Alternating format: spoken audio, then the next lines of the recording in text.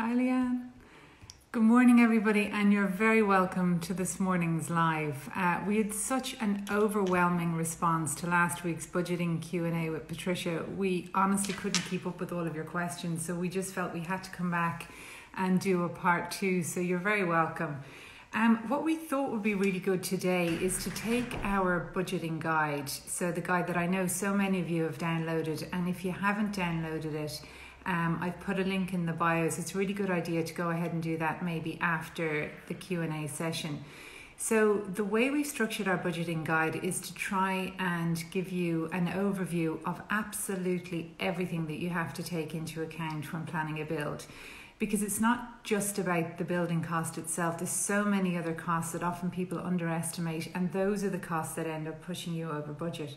So what we've done with our guide is to take an imaginary budget of 100,000 and then to break that down into percentages to give you guys an idea of how much you need to allocate to each section of the build.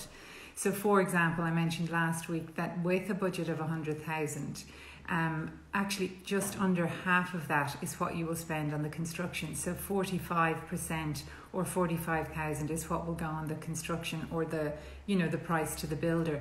The rest of the money, which is a considerable amount of money, is going to go on other things, and I think that's something that people often underestimate. So if you have downloaded it, maybe it's a good idea just to have that to hand so you can refer to it as myself and Patricia go through everything. But if not, don't worry, because what I'll do is I'll pop up the slides afterwards and you guys can refer to them, and then do make sure you go and download that at some point. So we've had, again, loads of questions. Please do keep your questions coming. We'll do our very best to answer them, and we can always come back afterwards and answer, so don't worry about that. And then I also just want to say thanks so much to everybody who has been tuning in every week to these live sessions, and to all the lovely comments, messages, just about how much you're getting from them, how much you're enjoying them. That means a lot, and that was the whole idea behind doing this, during this time where we're all spending so much time at home, and I guess home design is our field of expertise. It's something that we're really, really passionate about. Our whole mission is to try and empower people to tackle a home design project themselves. So we're always striving to find ways to just help people in that respect, and it's something that we really want to continue doing, and these live sessions are a fabulous way for us to be able to do that, to share our advice, and to introduce you to some of the wonderful experts that we have the pleasure of working with throughout the course of our job. So I am asking now today, just to keep these sessions relevant, would you mind popping into the comments something that you'd love us to cover? Because there's so many topics, we can cover so many things, but it would be wonderful if we knew exactly what kind of things you guys would find helpful right now. Like some of the things we're thinking of doing is possibly one about gardens. We'll revisit painting, because again, that was super popular. I see Angie there. Good morning, Angie. I love the one we did with Angie on the wardrobe detox, and we got so many wonderful comments. I mean, it was just so lovely to see everybody taking part. So it would be absolutely wonderful just to hear from you guys. So what am I seeing here? Flat roof finishes. Yeah, keep them all coming. And we'll just take a note and just make sure that what we're doing is covering stuff that's really helping you guys out. So I'll get going to invite Patricia now to join. So I'll just see her request there.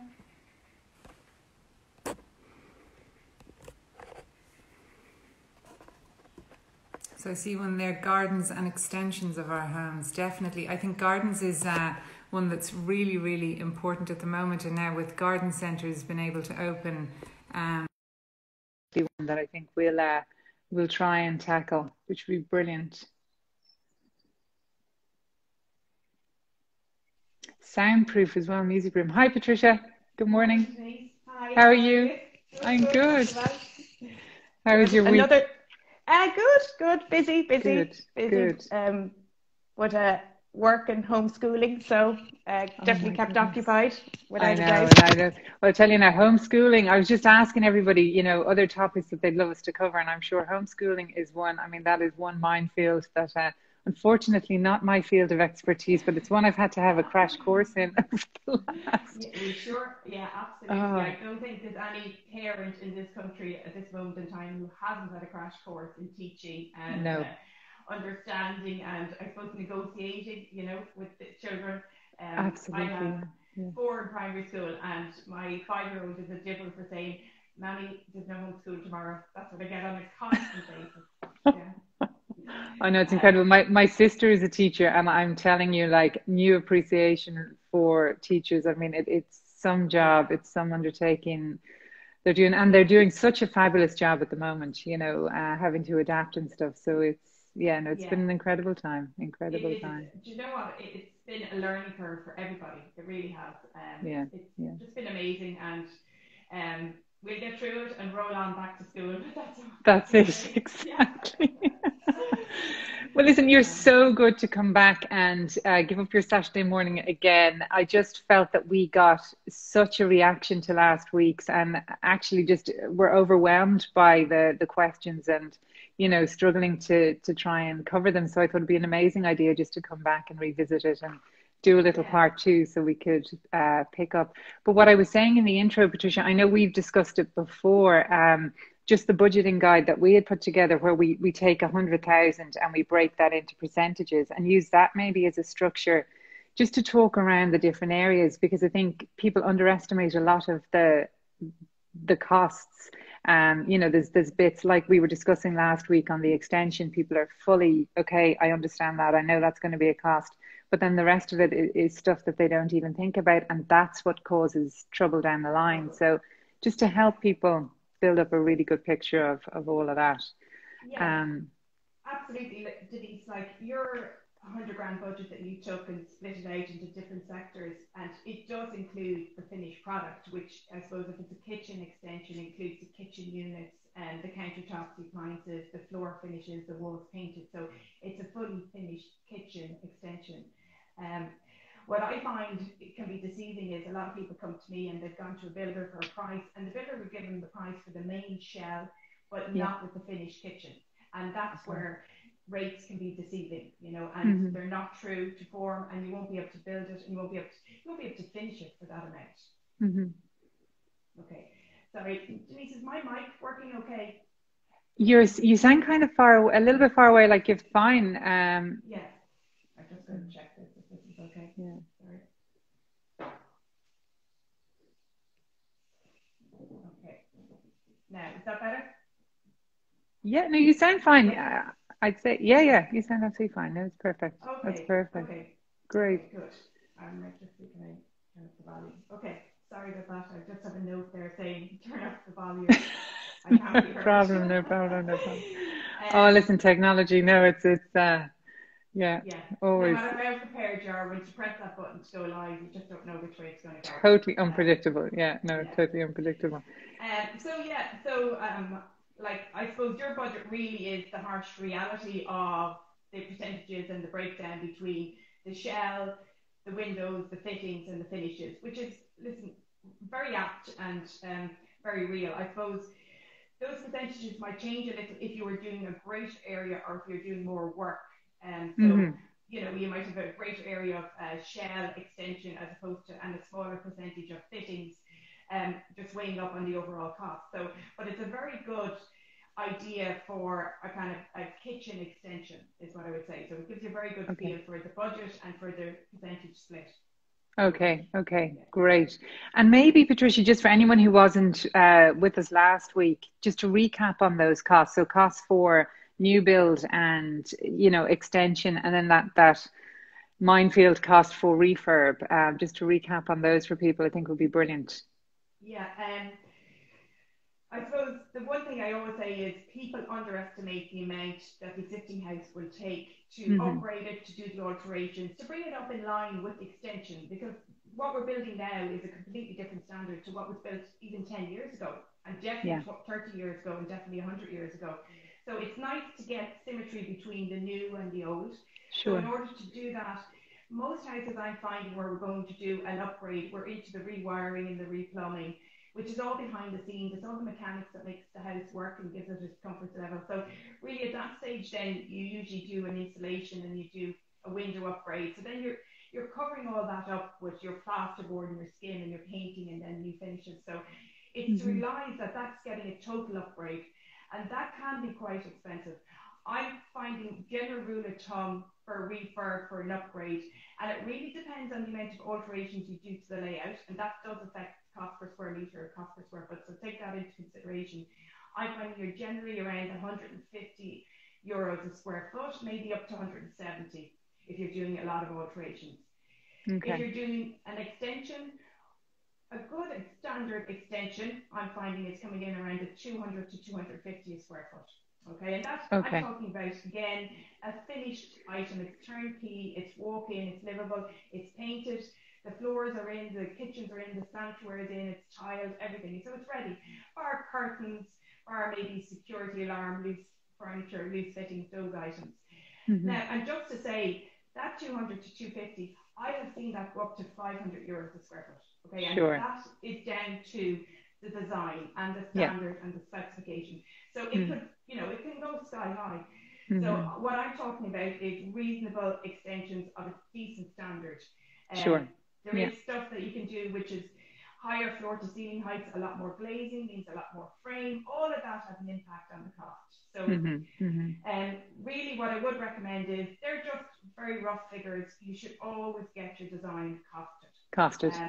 And as we mentioned last week, Denise, is I always say to people, go to your architect first, get your plans, get your design. I don't do that, and I can't advise you on cost until I see that. So I'm the second stage of the work. Come to me then, I go through the drawings with the architect and with the client, because I always like to get a feel for the standard of finish that particular client wants. What is their requirement? Are they a $5,000 kitchen, or are they a $15,000 kitchen? Because everybody has different standards. So it's always good to know what level we're going at. I will cost that before it goes for planning, because it's two kind of roads here. One is your wish list and the other is your budget, and most cases, 9 times out of 10, they do not match. So it's the work that's put in at that stage to tweak the design, to tweak the drawings to match the budget. So whatever you're going for planning for, you can afford to build, and what it does is it puts reality on the table. I find when you put figures on paper at that stage, reality comes into play. Okay, I'd like that extra room, or I'd like that space, but can you afford it? And that's the time to have the discussions, and that's the time. I always say, put in the time and effort then, and it will pay off in leaps and bounds further down the line. Rather than going for planning, going to tender, getting prices back, being utterly disappointed, it's outside your budget, outside your remit, and then you're back to the drawing board so late in the day, back to tweaking, back to changing. Your jaw is usually on the table at that stage, and people are so disheartened and so disappointed after months and months of effort. So put the effort in at the beginning and get it right. It will pay off genuinely. I see projects that we do maybe 2 to 3 versions of cost plans. We're tweaking, we're editing, and it runs smoothly then through tender stage and smoothly through construction. No hassle. No, it's so important. I mean, and we would see that all the time, where literally people have a wish list and then they have a budget. And it is, even at the very early stages, it's saying, well, look, we can give you an option for your wish list and an option for your budget, and they're going to be very different. And then it's about trying to reconcile those two. And, that's why without the input of somebody like yourself, it's so difficult to do, because, you're not, like, at least the figures don't lie, so. No, they don't. And that's right. It's very important to me. And I always say to people, some people say, can you do a budget? And I would always prefer to do a more detailed cost plan, which gives me the build-up that I need to know the amount of external walls, the amount of maybe dry lining, or the amount of external wall insulation. So I have the quantities to be able to say to them, let's take out the external wall insulation and let's go with internal dry lining and see how much that saves us. So you do need to go into that level of detail at cost plan stage in order to be able to cut and carve the design stroke to match the budget, Okay, no, that's brilliant. And actually, we got a very good question from somebody this morning asking, at what stage or what kind of detail do you need in your drawings to do a cost plan. So like you mentioned before, planning. So he was wondering, do you need to go to tender stage before you can get a very accurate costing, or No, you don't. what No, you level? don't. No, I usually do it off sketch plans or plans. It'd be great to have an elevation. Very rare you would have a section. Mm, But it's based on, as well, it's developed through conversations between the client and the architect. The architect will have a sure. vision for the job. Mm, You know whether you want a flat roof extension or a pitched roof, and you'll know what standard of build you're looking at. You'll know, well, I want a bit of timber cladding here, or mm, I want a bit of copy here, or zinc. So it's through mm, that development that we'll mm, be able to cost it and build it. Like I mm-hmm. literally build it on paper, and then I put the rates against it. Great. Yeah. And it's just built up and developed. So Yeah. no, Yeah. there will be certain assumptions, there'll be certain guesstimates done based on experience, on similar projects, on knowledge, that Mm-hmm. kind of stuff. But you do not need detailed tender drawing to do a detailed cost plan. Okay, no, that's fabulous. Yeah, no, that's really helpful. Thanks, Patricia. Brilliant. And actually, we got a good few questions there about insulation, and you mentioned, external insulation, and then to reduce Yeah. costs, the internal. What are your views on that? It is a cost decision, isn't it? Because they're wildly different, and it depends on the extent of work that's being done. If you're completely refurbing a house, internal insulation is absolutely fine. But Yeah. Yeah. what are your This, views on that? there's kind of two trains of thought. External insulation is the more expensive option, and then it would Mm, be internal insulation. mm, After that would be cavity beads pumped to the wall, if there's a cavity in the wall or if it's hollow block. I suppose the advantage of external insulation, it allows you to put a tea cozy over your house, so you're getting full, yeah, complete, 100% wrap. yeah. Plus, it allows you, if you're changing your windows, to give your elevations a whole new fresh feel and look and change the colour. And if you're doing a lot of alterations to window oaks and door oaks where you're going to patch repair walls, it kind of tidies all that up. To say that the grant for the external wall insulation to the existing dwellings is slightly higher because it's a more expensive option. Sure. Then if you don't do the external insulation, there is the dry lining option, which if you are doing alterations and upgrade to an existing house, you're into the rewiring, replumbing, which is chasing walls, patching walls, or slabbing walls. So I suppose doing the internal dry lining to the walls takes away all of that and lets you put that new finish internally as well. Because Mm-hmm. to be honest, you're kind of paying for that anyway. You're going to do it with plasterboard on its own, or you're going to do it with insulated plasterboard. So it's really just upgrading to the insulation. So you're insulating from the inside. It gives you probably 90-95% coverage. Still very good and still a very good improvement. Mm-hmm. Mm-hmm. It is cheaper. I would say on a guesstimate, probably there's a difference of about maybe 10 to 15 grand on a dwelling between external and internal insulation. Okay, So it's significant. it's significant. If you have it and it's in the budget and it's your preference, absolutely it's the way to go. Sure. But if you don't, the other one is very good. Okay. A lot of houses I'm finding now when we're doing internal wall insulation, we're stripping back the existing plasterboard if there is one and taking the battens off the wall. We're putting an airtightness layer internally as a scud coat on the blockwork. So we're trying to airtight it as well. But have a look at the SEAI website. There's grants there, and you'll see the external wall grants, and you'll see the difference between the internal and the external. So. Yeah. No, the SEI website actually for anybody, it's very informative, very easy to follow, and all the information for the grants. So that's good advice. That's great. And actually, I see a question here, and I think it's one that a lot of people are going to be considering doing, converting their garage for use as a home office and gym. So I'd say we're going to see a lot of home offices, home gyms, but they're just wondering about insulating that. And typically it's about 40 square meters. They're saying what kind of cost to insulate that space? Roughly. To be honest with you, it just depends. If you're doing internal wall insulation, it's not just the insulation. You have to skin that, you have to paint it, you put new skirting boards on. Usually the finishes get damaged. So it's not just I'm going to insulate it, if you know what I mean. There's a knock-on effect with all the finishes that need to be applied to that insulation to make it habitable and fit for purpose. So like if I was converting a garage, you probably, if you go off my conversion rates, it might be a little bit simpler if you're not punching too many openings. I'd probably be looking around 130 to 150 square foot. Okay. And that's doing it properly, putting in heat, some kind of heating system, wiring it, and making it fit for purpose, making it into a usable, habitable, decent room. Okay. Okay. No, that's really good. Brilliant. And then there's another question here about they're currently in a 1960s house. They want to do a ground floor renovation. They're saying what's realistic for energy rating, how far to retrofit.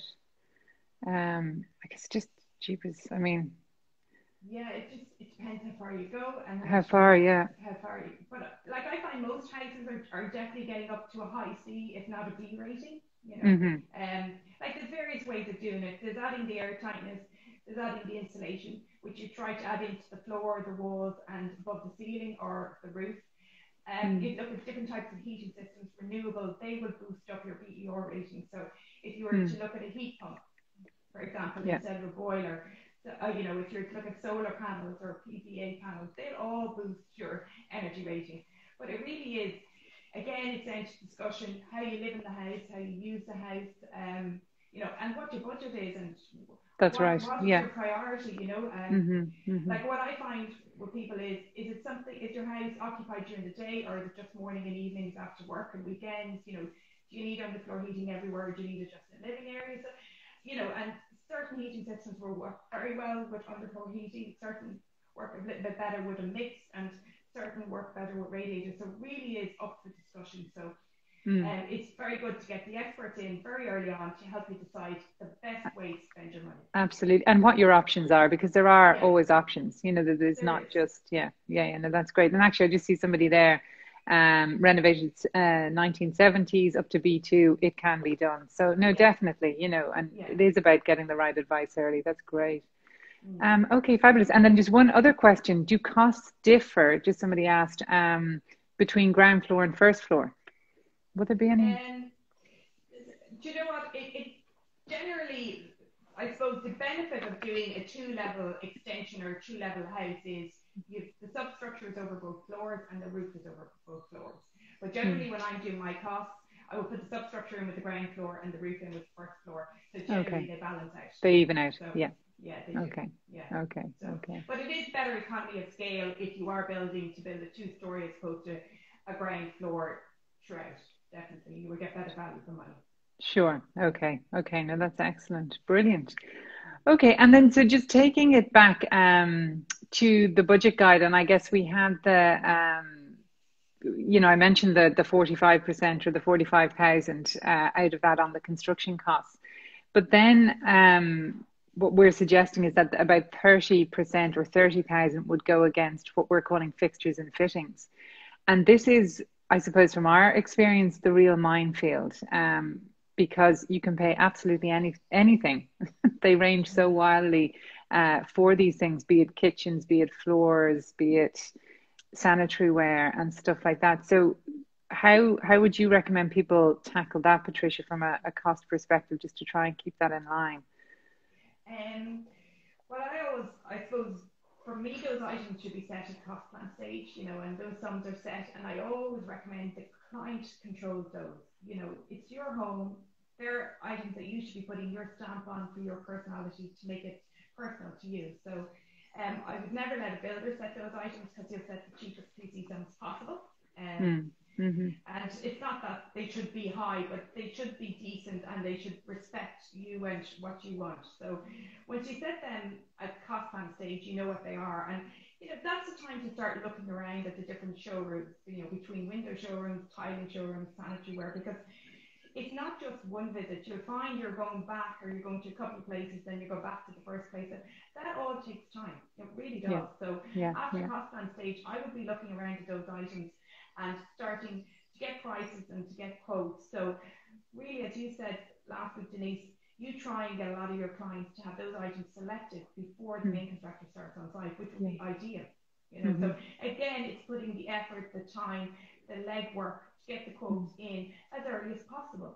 If you can plan it and set up your project as early as possible, that all those items are tied down, it will run so smoothly on site.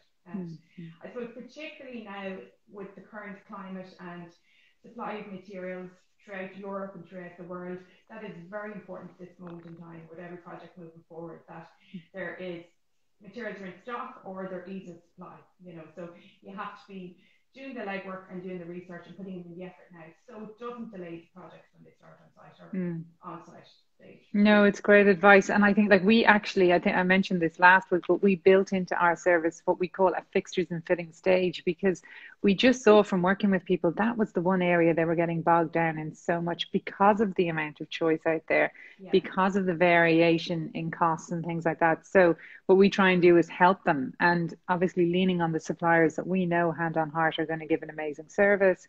At least we're in touch with them, so we'll understand if there are any implications to supply or things like that. So I'd sort of advise to lean on your designers, on the architects, on the professionals that are helping you, because they will have good relationships, and that's going to really make a huge difference at the moment in terms of understanding, you know, what lead times are, what impact the current situation is going to have on supply and stuff.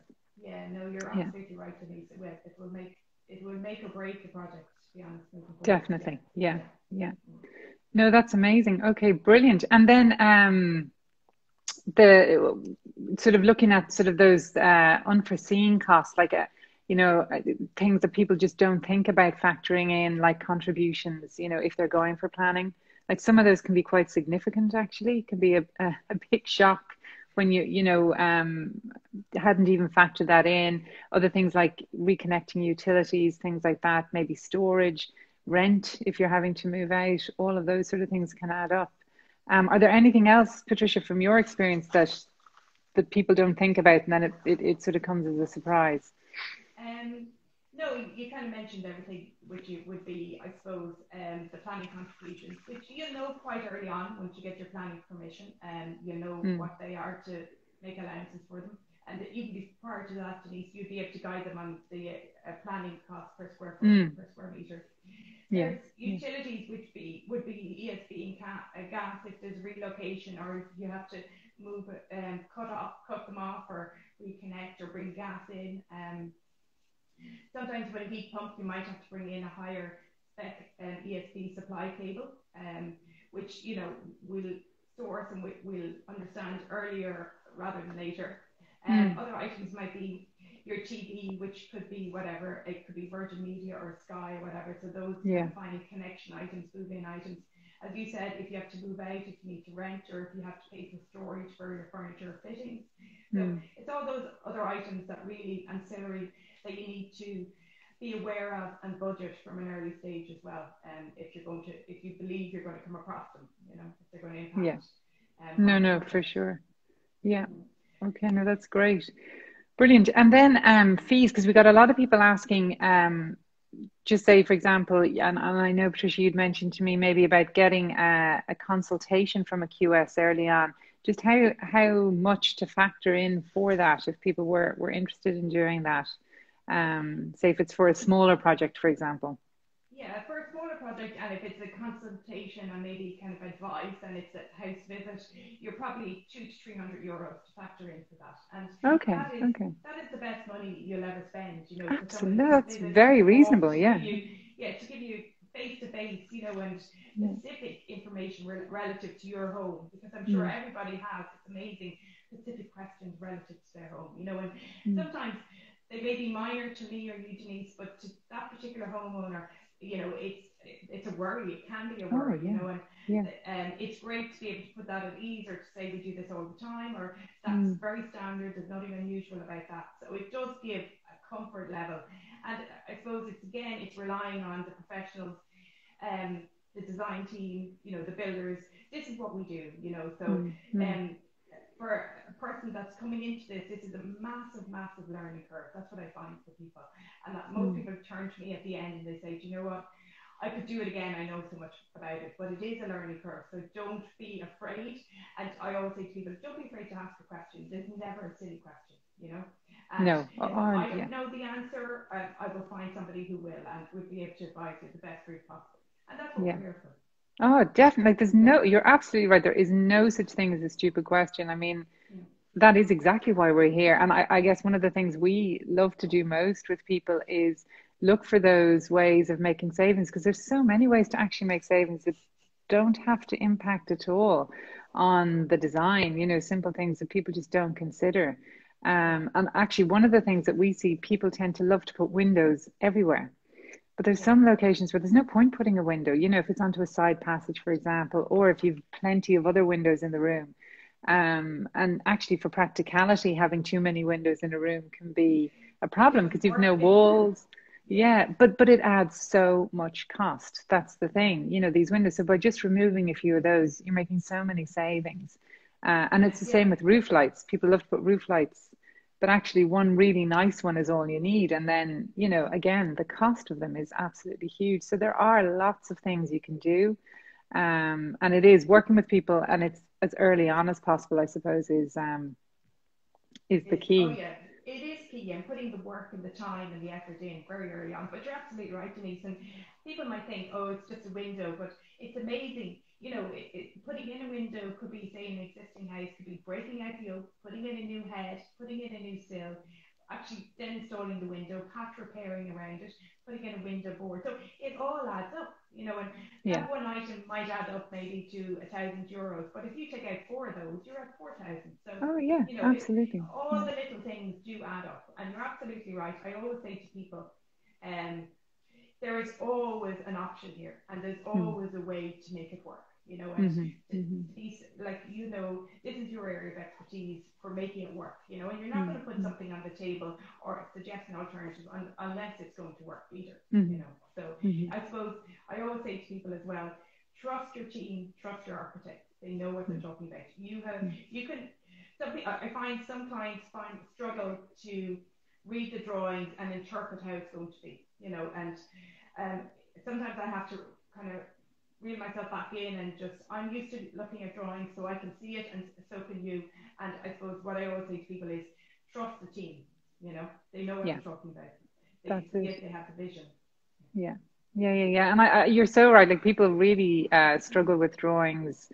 So that's something we identified so early on, which is why we draw everything in 3D for people, because they just couldn't visualize it. It's so hard for people to actually see it, and the 3D drawings make such a difference to them. So no, it is. And you know, I guess our mission is to try and make it as clear and easy to understand as possible. So it is about breaking down those barriers where we can, and the more clarity we have, the more information that we have to give to people, the better. So that's fantastic. Yeah, no, that's really good. And actually, with the question there, just would we need drawings before consultation with the QS to help for a renovation instead of a new build? But the answer would be yes. It doesn't matter whether you're building from scratch or refurbing. To give you need an idea of what people are planning on doing. You do, yeah. I would need drawings, yeah, absolutely, yeah, either way. Because I usually find where you are doing the extension, there's always some extension work to the existing to make it work, to make the two connect, to make them work together. You know, it might be the bare minimum of opening up the back of the house to link the two through, but there's always something, and there's always some knock on. So you do need to see drawings, yes, absolutely. Yeah, perfect. And there's a question there for me just asking how much are consultation fees. So our fees are, like, it's very clear on our website. What we've done, Patricia, and you know, we've sort of taken traditional architectural services and packaged them up just to make it more accessible for people, I suppose, so people can pick and choose the stages that they need to work with from us, be it architecture, interiors, or to combine the two. So we've services that start at €450. And then if you wanted a design, for example, like that lady there for renovation, it would be 2250 plus the VAT. So that would give you layouts, give you options, give you 3D drawings. And then with those, you'd be able to talk to Patricia and get a little cost plan. But, you know, as I say, we start from 450. And then there is a little button, a book a call button, which is totally no obligation. And you can book a call at any time, chat to the team, and they'd be able to advise you on the different services. So by all means, have a chat with us if that's something you need help with. Great. So I think we've nearly touched on everything there, Patricia. I just look at my notes, make sure I'm not forgetting anything here.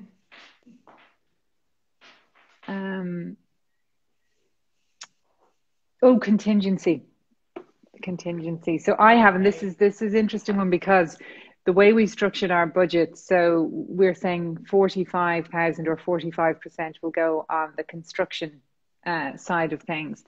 And then we're suggesting a 4.5% contingency. So that would be actually 10% of the construction amount. And I know we've chatted about this. What are your thoughts on contingencies, Tricia, and how would you advise people?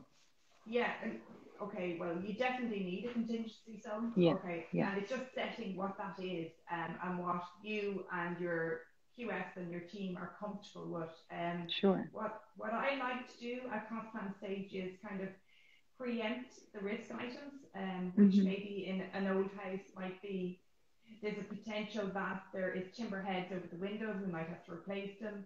There's the old floors might need a bit of strengthening up. For modern day living, it's very different, or bathrooms are going in certain locations, so there might be a bath there, so we know we need to go to strengthen up the floor. I would Mm-hmm. always make an allowance for a certain proportion of ceiling to be removed and replaced because they'll get destroyed. Spraying roof timbers, stuff like that. So, if it's in an area where we know there's rock, maybe, I'll always put in Yes. a certain allowance. So it's to make Yeah. it the cost as real as possible and Mm-hmm. specific to your project and your location, your area, even down to access. Do we have access through the front door, or do we have side access? Do we have rear access? That all changes the cost, Mm-hmm. Mm-hmm. Denise. So it's to make that as cost plan as real as possible, and we can make that as real as possible. We can control the contingency sum. I don't believe it needs to be as high as 10% or even 5%. I think it should go in as a lump sum figure, and generally, I suppose, on a project of maybe 200,000, I might have a contingency of anything from 8 to 10. So that's the level Okay. I would be at, Yeah. And Yeah. at the same time, I'd have real items priced in, and those prices would go through to tenders, those quantities would go through to tender stage, so we get real prices early on in the project for those possible works, and that's the best time to get the rates because you're going out to competitive tender. Okay. And that's brilliant, Patricia. So you're almost trying to predict as many of the unknowns that people Yeah. might and price those in. But I guess then that's where they have your expertise and your advice. It's people that would be maybe going it alone. Yes. It just to be Yeah. really mindful of that, and I suppose Yeah. working with whatever professional you're working with to try and lean on them and lean on their expertise, because if they're experienced in home renovations, like they will know, they will have come up against this in the past. So no, that's great, and it is about that. It is about literally sitting down and trying to identify what could possibly go wrong. So Yeah. no, that's good. Very good advice. Fabulous. Yeah. Oh, and then last one here, the one that everybody keeps asking, Exactly. will COVID affect construction costs? I know it's so hard to know. That's it at the moment, really, isn't it? It is so hard to know, and Yeah, I suppose with construction sites starting back on Monday, every yeah. builder going back we're all going back to an unknown. Mm-hmm. Mm-hmm. There's definitely initial costs now with additional PPE gear, site setup, Yeah, hand washing, sanitizers, etc. I think initially things are going to be slower on site, and there's going to be less numbers. The trades are going to have to spread out, and mm. that's going to slow work. And it's at this moment in time, it's going to cost builders because it's a slower program, it's a slower process. So Mm. at this moment in time, I can't see things dropping initially. I Okay. can't see prices dropping, not yet. Mm-hmm. Mm-hmm. But it's a wait and see situation, really. It's a new Yeah, platform for everybody, and I think we're just going to have to work through it and see yeah, how we can all work together and yeah. bring, particularly the projects that are currently on site, bring them to completion. So it's Definitely. interesting Yeah. times ahead. Yeah. Yeah. No, for sure. We'll watch this space. Well, Patricia, thank you so much. Thanks everybody who tuned in, all your fabulous questions. And yeah, thanks a million, Patricia. Invaluable advice. Fabulous Thank you, advice as Denise. always. Pleasure. Absolutely pleasure. Thank you All so much right. for having me. No problem. Brilliant. Okay. Have a lovely Okay. weekend. You Bye, too. See everybody. you, Denise. Thank Bye bye you. bye. Bye bye. Bye Bye bye. bye.